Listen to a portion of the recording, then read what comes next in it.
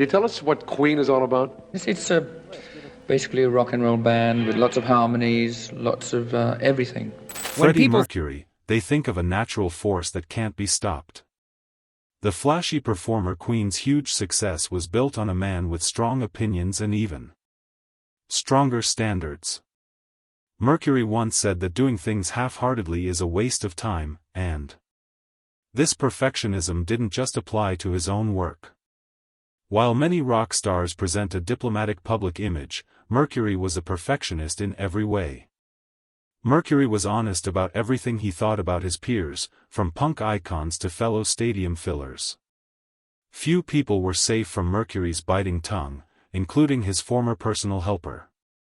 Peter Freestone said, Freddie could be absolutely brutal in his assessment of others. If he thought someone wasn't giving their all, he wouldn't hesitate to say it. Relationships between Freddie Mercury and other rock stars show a side of him that casual fans don't see very often. His fights weren't just about personal differences. They were also about artistic vision, creative control, and fundamental disagreements about what rock music should be. Today, we're going to talk about the 5 musicians that Freddie Mercury couldn't stand and why even some of rock's biggest stars found themselves on the receiving end of the Queen frontman's famous temper. Sid Vicious. Sid the Victim. The fight between Freddie Mercury and Sid Vicious, lead singer of the Sex Pistols, is now the stuff of rock legends. It happened in 1977 at Wessex Studios in London, where Queen was recording their album, News of the World, and the Sex Pistols were working on Never Mind the Blocks. At the same time, the punk movement was in full swing, directly criticizing the elaborate productions of bands like Queen. According to Queen guitarist Brian May, Vicious walked into their studio sneering, "Still bringing ballet to the masses, Fred?" The question was full of disdain for Queen's over-the-top rock style, but Mercury, never one to back down, is said to have replied, "Oh yes, Mr. Ferocious, we're trying our best, dear." That this conversation was more than just a passing remark was that it made clear the basic difference between Mercury's musical philosophy and the punk ethic. The Sex Pistols supported a simple, harsh style that put attitude over technical skill. Mercury didn't say sorry for Queen's complicated music or performance. "I hate simplicity in music," he said. As Mercury later said in an interview with Melody Maker in 1982, "There was a time when our music was very pompous and very serious, and people thought, oh God, what a load of BS. I don't see why you should waste years of hard work learning your skill when some people think it's smart to know only 3 chords." Even though he didn't name Vicious, it was clear who he was criticizing. Mercury didn't just dislike musical differences. He saw punk's lack of musicianship as a threat to everything he liked about rock performance. "Sometimes when I watch certain bands I think for God's sake anyone can go out there and be a rock star, but can anyone deliver? That's what separates the men from the boys," he said. It was ironic that both Mercury and the Sex Pistols were challenging rock norms in their own ways, but while punk tried to tear down the excesses of 1970s rock, Mercury believed in pushing its limits through greater sophistication and theater. Few people would have thought that Freddie Mercury and Elton John weren't best friends. Both were showy piano players who ruled the rock charts in the 1970s with elaborate costumes and performances. But behind their public displays of friendship was a fierce rivalry that sometimes turned into cold silence and harsh criticism. Their relationship was complicated from the start. "Darling, we're like sisters." Mercury made a joke to the press about Elton, "and you know how friends can be." This comment, which seemed friendly, hinted at the underlying strain that would define their relationship for decades. By the early 1980s, Queen's experimental disco influences on Hot Space were causing fans to disagree. According to Queen director Reinhold Mack, Mercury didn't agree with Elton's focus on making money. Mercury was very mean to Elton's string of radio-friendly hits, like Little Genie and Blue Eyes. Freddie would listen to Elton's newest music and just roll his eyes. Mack remembered that he used to say, "Another safe piano ballad for the masses.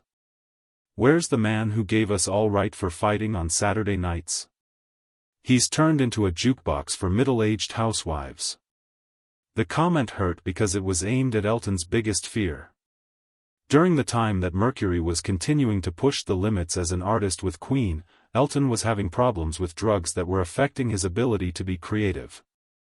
Mercury, who was proud of staying in charge despite his party lifestyle, didn't like how he thought Elton was wasting his talents. Their friendship reached its lowest point in 1985 after Live Aid, when both artists gave historic performances, but the media's tendency to pit them against each other made their rivalry stronger. Mercury reportedly joked about Elton's set, "Elton played the hits as always, safe choice. I like to take risks." When Eleanor was criticized for his performance, he responded by saying, "It's great to be here in South Africa, and I just want to have a good time." In response, Queen chose to play in Sun City. Even though there was a culture boycott against apartheid, Mercury was angry at what he thought was Elton's arrogance. "He called me a liar." Elton later said he was wrong, but not completely. David Bowie. According to music journalist David Ambrose, the 1981 studio sessions for Under Pressure, one of rock's most famous duets, almost didn't happen because of the volatile personalities of the two artists who worked on it. David Bowie and Freddie Mercury were like two alpha wolves circling each other, unwilling to give up any territory. However, the finished track became a timeless classic. Those who were there when it was made saw Mercury's anger at Bowie's approach hit a boiling point. Queen basis John Deacon later said that Freddie was ready to kick David out of the studio at times because their creative processes were so different. The tension came from the fact that Mercury was very detail-oriented and structured, while David often came in with fully formed ideas. David Bowie, Queen's producer, said that Bowie liked improvising and being spontaneous, sometimes skipping hours of work to go in a new way. Mercury thought this way of doing things was annoying. "I've never met anyone so bloody difficult," Mercury reportedly fumed after a particularly heated session. David thinks changing his mind every 5 minutes is artistic. "I call it wasting everyone's time. He'd rather chase some abstract idea down a rabbit hole than finish what we started." Mercury was angry outside of the studio, at a dinner after a recording session. It is said that Mercury got angry when Bowie took over the talk with his interest in mysticism and other lifestyles for God's sake. Later, Mercury told his personal assistant Peter Freestone, "If I hear one more word about Tibet or vegetarianism, I'll strangle him with his own scarf." One night, we were having dinner and then going back to the studio to continue the session. Just because he's become a spiritual guru doesn't mean the rest of us need to hear his speech. Mercury really didn't like how Bowie changed from the glam rock of Ziggy Stardust to his more serious Berlin era. Freddie Mercury, who liked dramatic excess, thought Bowie's change was pretentious. "He has given up everything that made him interesting." Mercury told Rolling Stone something, but the quote was never published during his lifetime. "Now he acts like putting on makeup and a show is beneath him. If that's true, why does he keep calling me to work with Rod Stewart the Abandoned?" Rod Stewart Torch album stands as one of rock's most tantalizing what-ifs, a collaboration between two of rock's most distinctive vocalists that imploded before it truly began in 1982 during a chance meeting in Munich. Mercury and Stewart hatched plans for a joint project that would showcase their vocal harmonies and contrasting styles, but within weeks the collaboration dissolved into mutual recrimination. Rod couldn't commit to anything. Mercury later complained to close friend Mary Austin Weed. Set studio time and he'd cancel because he was playing bloody football or chasing some model. "I don't have time for amateurs, darling, even if they've sold millions." The criticism cut deep because it targeted Stewart's well-known reputation for putting pleasure before business. While Mercury was famously hedonistic in his private life, he maintained iron discipline when it came to his music. Stewart's more casual approach to recording infuriated the Queen frontman, who once reportedly stormed out of a session after Stewart arrived 3 hours late and unprepared. Queen's manager later, Jim Beach, said that Mercury had said some very mean things about Stewart's voice. "Freddie told me, 'Jim, darling, Rod's rasp was great when he was telling stories about life on the streets with the Faces, but now that he's singing about boats and blondes while growling, it's too much. The review showed how angry Mercury was that Stewart wasn't improving as an artist. While Mercury was always trying to make Queen sound bigger, he saw Stewart's work in the 1980s as a return to safe commercial ground. Their rivalry made things even more confusing. Both men were known as showmen who could captivate large crowds.